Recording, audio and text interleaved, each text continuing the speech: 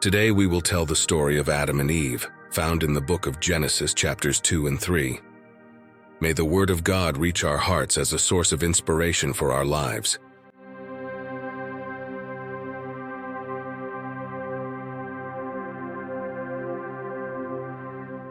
Picture the earth when it was new, even before the plants had sprouted.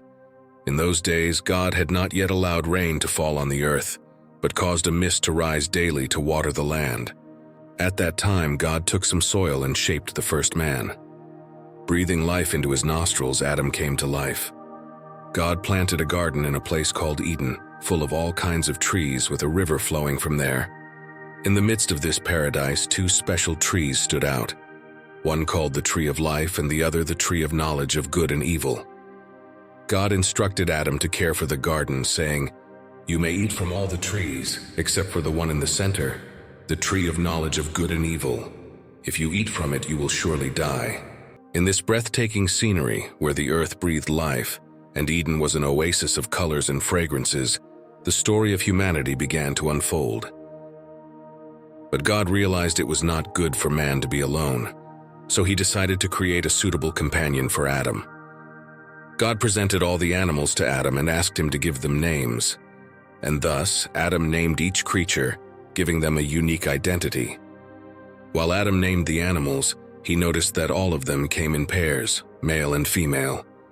However, as he looked around, he realized there was no companion for him. God then caused a deep sleep to fall upon Adam, plunging him into a long rest. In this serene state, God opened Adam's side and took out a rib. With care, he closed the wound. From this rib, God fashioned a woman. When Adam awoke, God presented him with the woman. Adam exclaimed, "This is bone of my bones and flesh of my flesh. She shall be called woman because she was taken out of man." And thus, the reason why a man leaves his parents to be united with his wife, becoming one flesh, was established. Adam named his wife Eve, for she would be the mother of all humanity.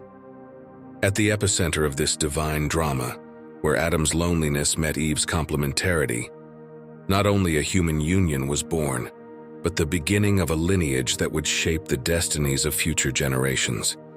Every gesture, every word contributed to a story that would transcend the limits of Eden, leaving a legacy that would echo through the ages.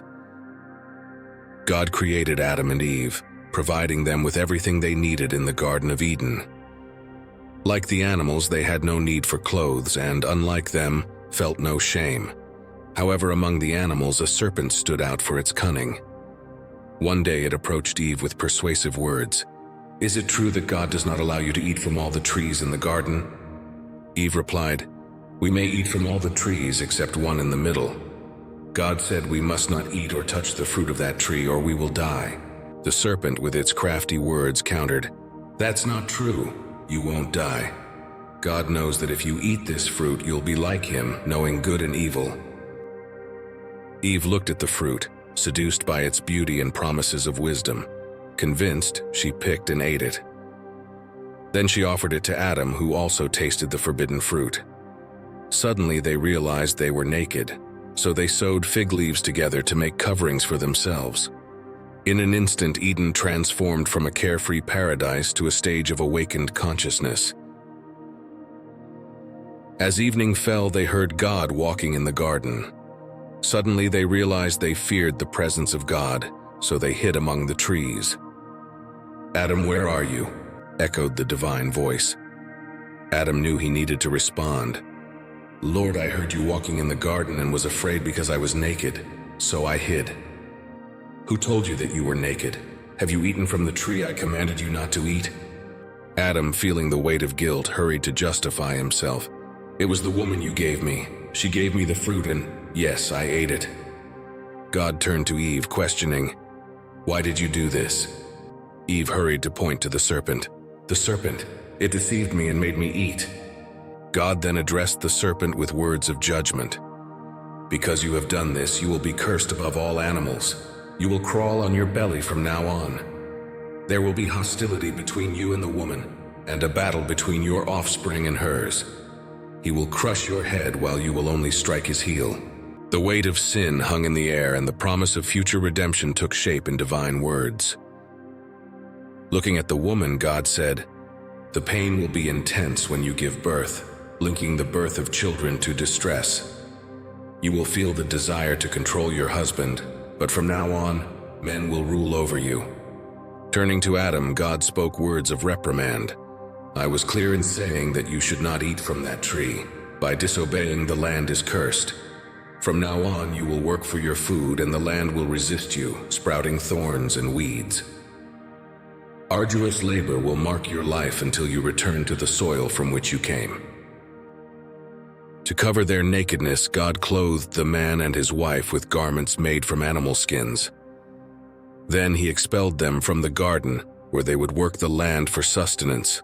God warned, "Now people know evil as well as good. They will try to reach the tree of life to live forever." Therefore, he placed a celestial guardian outside the garden. From that day on, people were separated from the tree of life, while the outside world stretched before them as an unknown and challenging territory. Eden now was a lost land, a distant echo in the memory of humanity.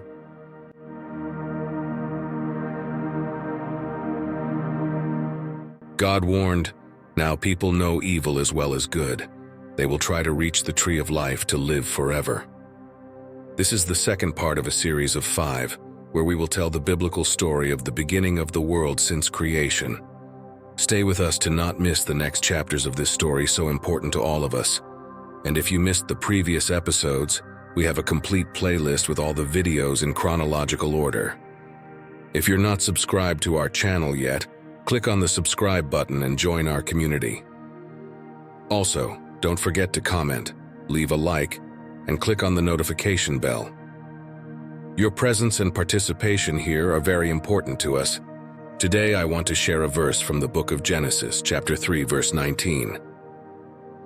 "By the sweat of your face you shall eat bread until you return to the ground, for out of it you were taken.